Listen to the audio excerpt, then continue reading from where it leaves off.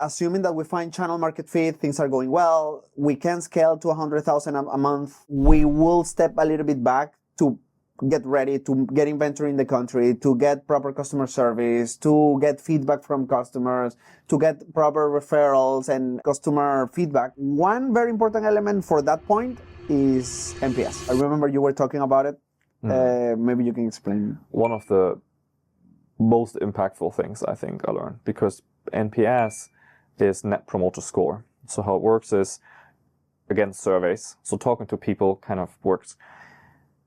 After someone bought, after they receive the product, after they use the product, they already experienced the product, you give them a survey and you say, on a scale from 1 to 10, how likely are you to recommend us to a friend? Why that question? If you want to find out if your product is really good, if someone has an amazing experience with your product, they would never recommend a product to their friend that they don't have an amazing experience with. If they have a product that is pretty good, they would never recommend it. But they would only recommend it if it's amazing. And not just the product is amazing, but the whole experience is amazing of what they have. So if you have an amazing product, but it takes a month to ship it, it's not an amazing experience, so you don't recommend it. So then what NPS does is it gives you a score, it gives you a number. If people score 1 to 6, we call that a detractor. So those are people that will tell their friends never to buy from you. They'll say, this brand sucks, stay away from them, don't buy from them. So they take away from a negative word of mouth, they're detracting from your brand. Someone who is 6 or 7, they're not going to talk shit about you, but they're never going to promote you as well. They're neutral. Then there's 9 or 10, which is your fans. These are people that say, I fucking love you, I'm going to tell all my friends about you, right? Those is 9 and 10. So what we do is we count all the people that are 1 to 6, we count all the people that are 1 to 10. And we say, okay, we had 50 people that are your promoters, your fans, and you had 30 people that hate your guts. We take 50 minus 30, so we have 20. So your Net Promoter Score is 20.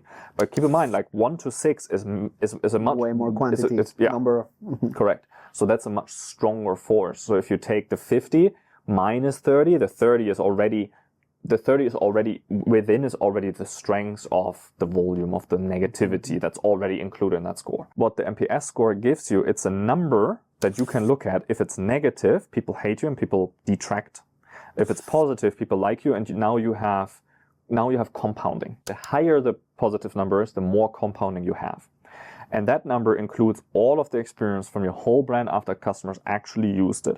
So that is the best indicator to see whether or not you have a good brand. Because if you have a good brand, your NPS score is really high, then you have the highest amount of compounding. So that is the most impactful thing, and how to measure brand, how to measure brand experience, how to measure how good is your brand. That's the number that encapsulates everything you need to know. So that's the most important metric for me to measure when it comes to brand. One thing that, from which number would you consider that is a good, which NPS number is a good number to start measuring brand, or what is the metric that people should aim for? If it's not negative, now you can scale.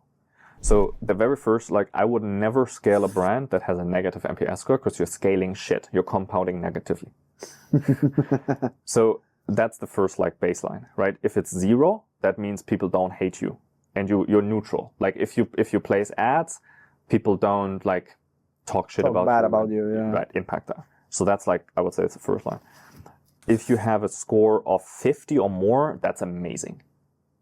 That's almost the one we had was the adult brand was between 56 and 60. That was fucking amazing. Mm-hmm.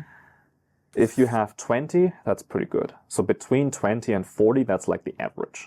So if you're at 40, you can be very, very confident and be okay, people really like this, people can scale. But the effort to go from 40 to 60 is 10 times the effort than to go from 20 to 40. And it's 10 times the effort to go from 20 to 40 than it is to go from 0 to 20.